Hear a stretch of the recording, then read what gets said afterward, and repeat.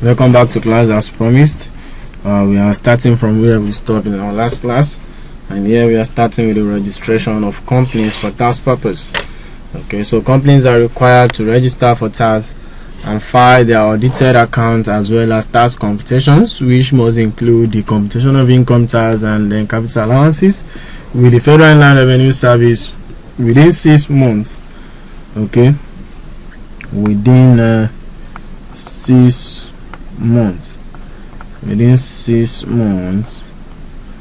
of their financial statements, within 6 months of their financial, let me put it as financial year end. So in Nigeria we practice different type of assessments. Okay, so but the most popular one is the self assessment. That is, the tax law allows taxpayer to assess themselves, okay, based on what they feel is appropriate. Okay, so on self-assessment basis or 18 months after incorporation, or 18 months after incorporation, so whichever comes first. Okay, so a company may file an application for extension of filing tax returns for up to 2 months at the discretion of the FIRS. So the company must file the following documents. The company must file the following documents with the tax authority for the purposes of obtaining the company tax identification number. For the purpose of obtaining the company's tax identification number. So one, you have copy of the certificate of registration, that is your CAC document, including your memorandum of association. Okay, so we have a copy of the certificate of registration, your CAC certificate, copy of the memorandum and copy of the memorandum and article of association. Copy of your memorandum and article of association. You have copy of the particulars of return,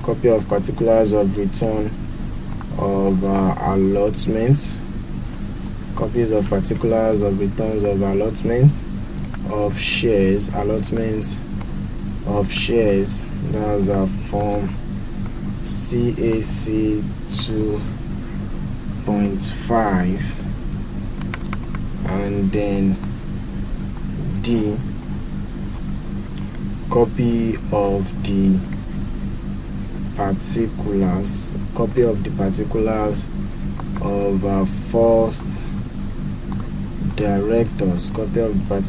of first directors, from CAC 2.3.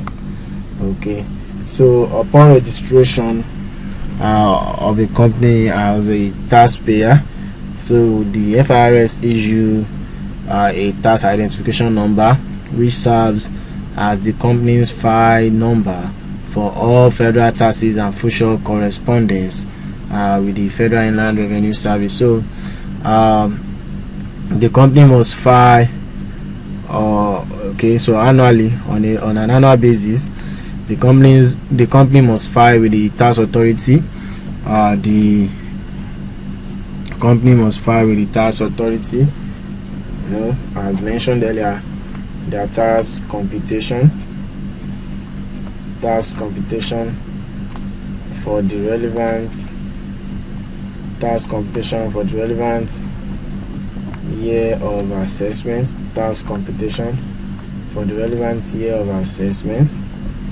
and then 2,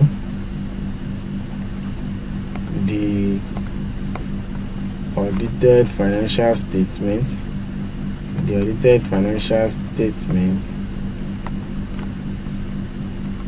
for the respective the financial statement for the respective period. Okay, and this should be in conformity, the financial statements for the respective period in line or in conformity with the requirements of the international financial reporting standards. And then 3, a duly completed and then signed self-assessment form for company's income tax. Okay, and don't forget that since the adoption of the tax promise, okay, so tax offices no longer collect physical copies of your tax computation and then audited financial statements. Okay, so you'll be going there with the evidence of payments, if any, okay, and as well as the evidence of online filing and the completed and signed self-assessment form. Okay, so we have evidence of the income tax liability either in part or in full. Okay, either in part or in full. So in line with the section 8 subsection 1 of the Value-Added Tax Act, which says that taxable person shall within 6 months of the commencement of the Value-Added Tax Act or within 6 months of the commencement of business of a company, whichever is earlier, register with the Federal Inland Revenue Service Board for the purposes of tax.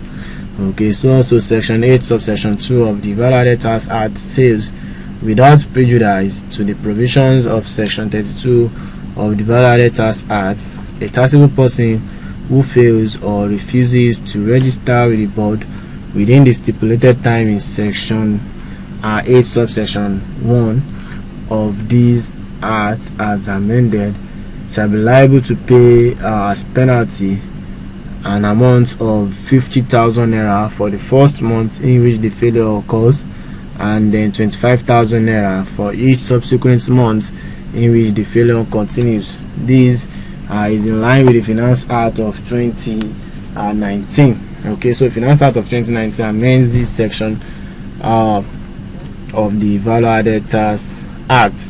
Okay, so though before the Finance Act of 2019, the penalty used to be 10,000 naira for the first month in which the failure occurs, and then 5,000 naira for each subsequent month in which the failure continues. But since the signing of the Finance Act, okay, which became effective on 1st February 2020, okay, so failure to register for VAT, failure to file VAT returns, okay, attracts penalty in the first instance 50,000 naira, and subsequently that is 25,000 naira for every month of which the failure continues. Okay, so that's registration of companies. Now any government parastatal agencies or departments are also to read. All government agencies, parastatals or departments are equally to register. Okay, they are also to register by they are also to register with the Federal Inland Revenue Service for tax purposes. Okay, so registration by government ministries, departments, that's MDAs, departments, okay, etc., as what, as agents of the board, do you understand? So this is in line with section 9. This is in line with section 9 subsection 1 of the value added tax act, okay, which says that every government ministry, statutory body, and other agency of the government shall register as agents of the board for the purpose of collection of tax under this act. Why section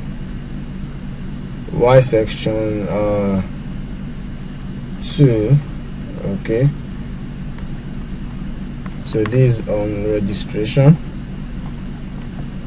and then we have section 9 subsection 2 of the Value Added Tax Act, which says that every contractor transacting business with a government ministry, statutory body, and other agents of the federal, state, or local government shall produce evidence of registration.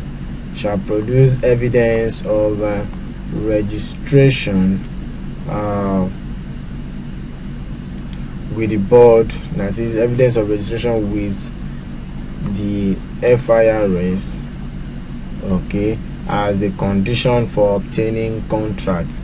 Okay, so these are like setting a condition for every companies, corporate organization, for every contractor transacting business with the government ministry, parastatals, agency, statutory body, states, of the federal or states and local government. Okay, so that's that. Now let's look at registration by non-resident companies. Okay, does non-resident company has to register with the Federal Inland Revenue Service, knowing fully that they were not registered under the corporate affairs. They are not registered with the Corporate Affairs Commissions of Nigeria.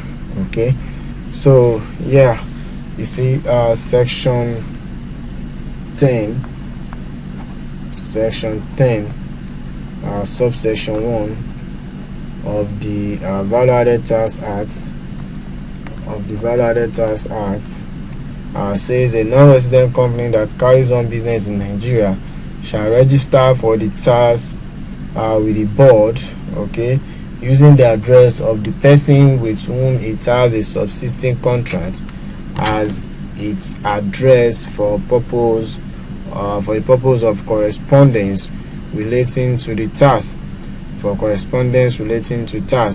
While section 10 subsection 2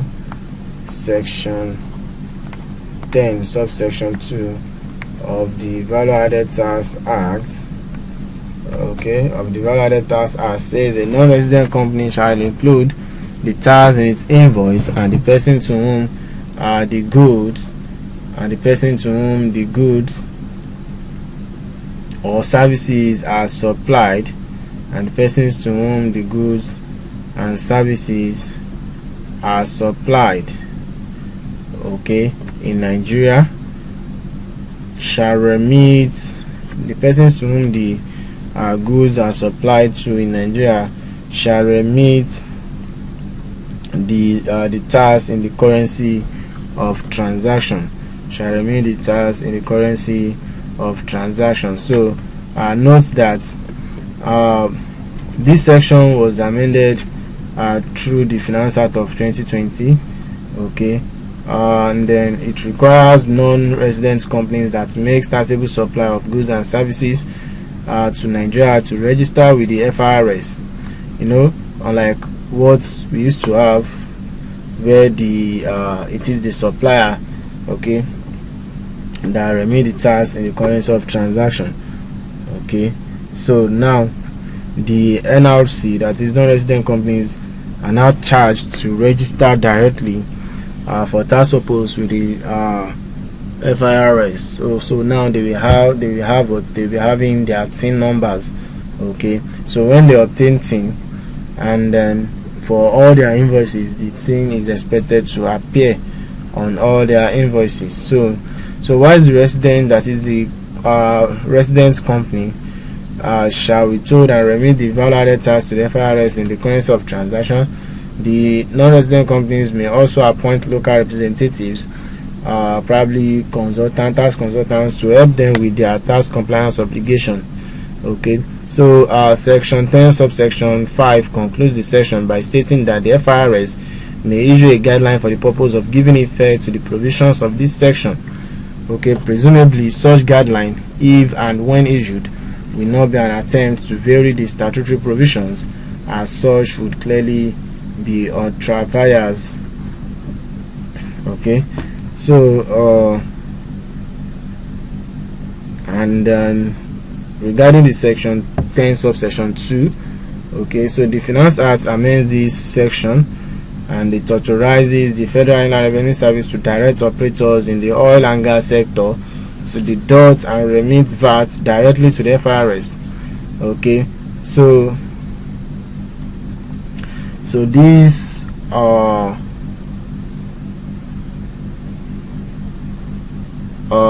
the FIRS has now been repeated. Okay, so before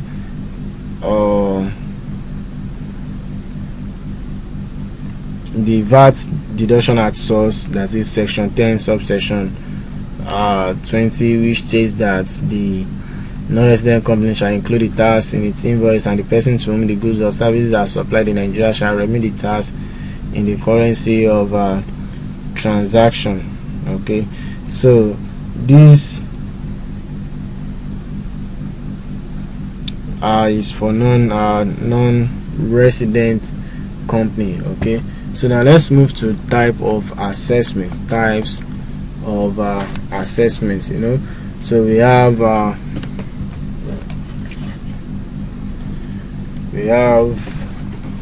more than 4 types of assessments. Okay, so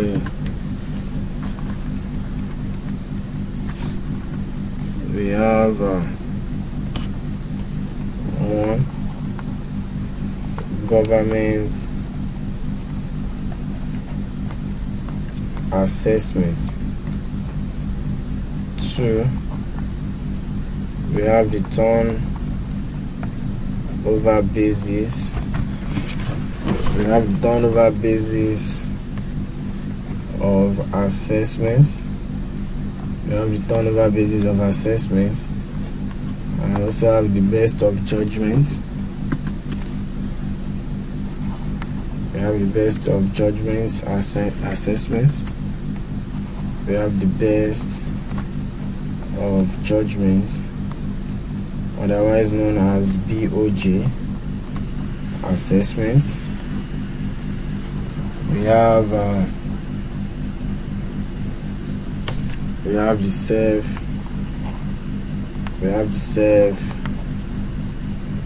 assessment, and then we have the dividend basis. Okay, we have additional assessments.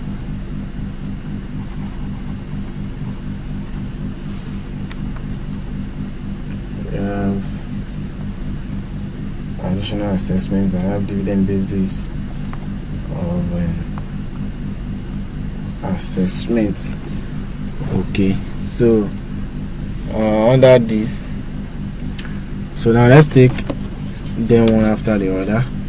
Under government assessment, it is an assessment raised by the tax authority on taxpayer, either on the account submitted or at the discretion of the relevant tax authority, probably through best of judgment.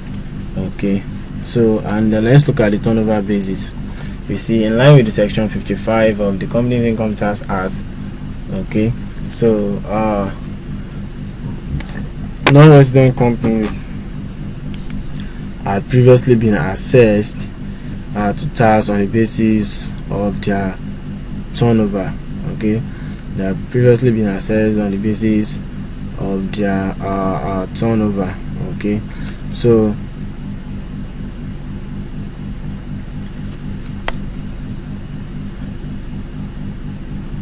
instead of actual profit. This is based on the provisions of section 30. It is based on the provisions of section 30 of Citn, which empowers FIRS to assess a company to tax based on its turnover, where it appears that in a particular year of assessment it has no assessable profits or assessable profits which are less than might be expected to arise from the trade or business, or where the true amount of the assessable profits cannot be ascertained. So 3 conditions. So is either the company does not have an assessable profit, or the assessable profit it has is less than what is expected from that trade or business, or where the true amount of the assessable profit cannot be ascertained. So under the FIRS guidelines, the non-resident company is then taxed on the higher of actual or deemed profits. On the higher of actual or deemed profits, invariably the deemed profit produces higher tax, and this is referred to as the turnover or deemed income basis of assessment. So in arriving at the tax payable by a non-resident company using the turnover basis, okay, so the practice is or the common practice is 20% of the turnover, which is usually treated as the deemed profit, which is then taxed at the corporate tax rate, depending on the category of companies. Don't forget that the Finance Act of 2019 categorized or classified companies into 3. We have the small companies with turnover of 25 million and below, and the applicable tax rate is 0%. And we have the medium-sized companies, which are companies with turnover of between 100 million and then 25 million naira, and then and their tax rate is at 20%. And then lastly, we have the large companies, which are companies with turnover of above 100 million naira, and the applicable tax rate is 30%. Okay, so this resulting in an effective tax rate of 6%, 4%. Okay, so this rate has been in operation since 1996, when the then Minister of Finance, on behalf of the federal government of Nigeria, announced at the 1996 budget press briefing that effective tax rate for NRC will be 6% of turnover. So that was what we have until recently, when we start having the Finance Act. Okay, so the Finance Act of 2020 amends the section 55 of the Companies Income Tax Act. Okay, so the section 55 of the Companies Income Tax Act now mandates non-resident companies deriving profits from Nigeria, okay,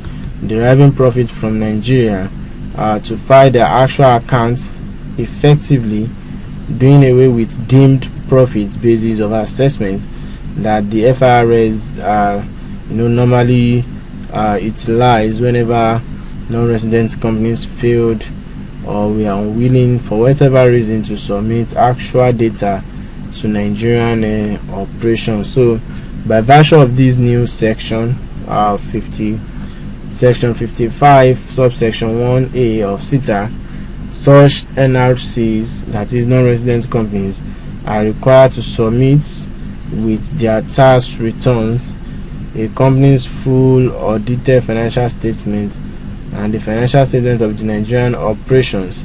So you submit both the foreign audited financial statements and that of its subsidiary or its local operations. Are we together?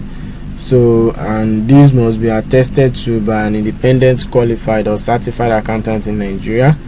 The tax computation schedules based on the profit attributable to its Nigerian operations, a true and correct statement in writing containing the amount of profits from each and every source in Nigeria, and then duly completed company's income tax assessment forms. Okay, so just like a resident company, okay, so non-resident companies are also to file their returns with the listed documents attached to the to a cover letter for submission of the returns. Okay, so now we have let's move to the self-assessment. Now, I mentioned earlier that in Nigeria we are practicing our self-assessment. We are practicing our self-assessment.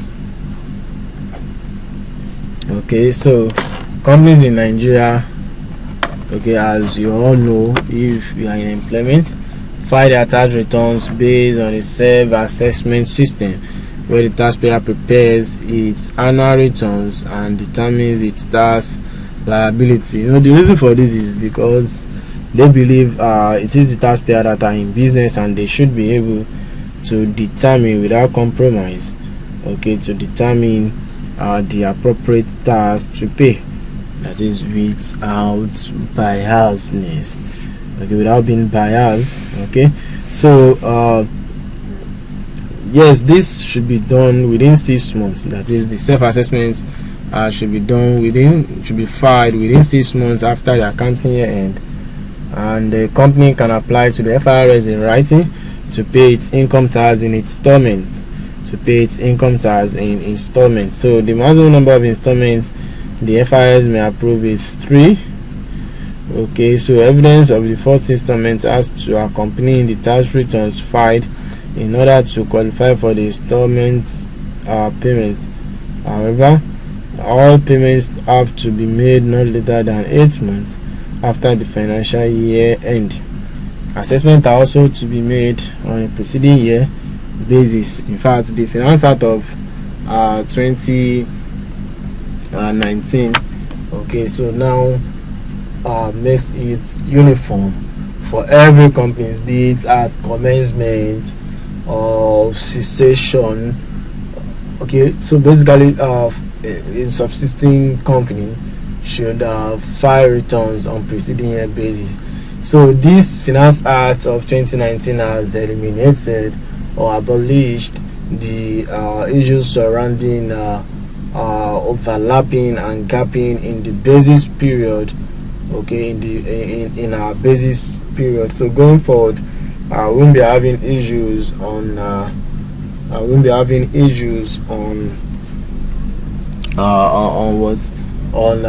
basis period for the preparation of our tax returns. Okay, so that's that. Now, one of the advantages of self-assessment is that taxpayer is entitled to 1% bonus of tax payable, that is for early payments. Okay, for early payments, probably within the first 2 months of the months following the accounting year end. Okay, so 1% for large companies and 2% for medium-sized companies. Okay, so if you can file within the first 2 or 3 months after the company's year end.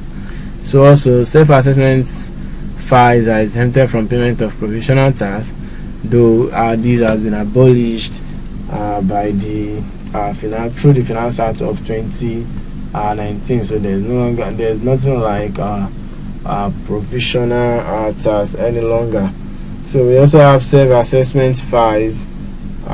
Self-assessment filers are entitled, that is that the taxpayers are entitled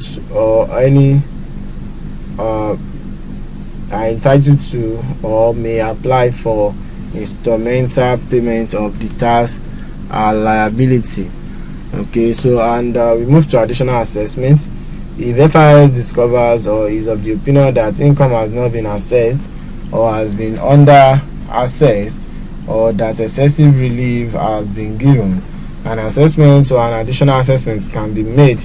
And assessment or additional assessment cannot be made later than 6 years from the end of the year to which it relates, so except in cases of fraud, willful defaults, or neglect, where there is no time limit within which any assessment can be made.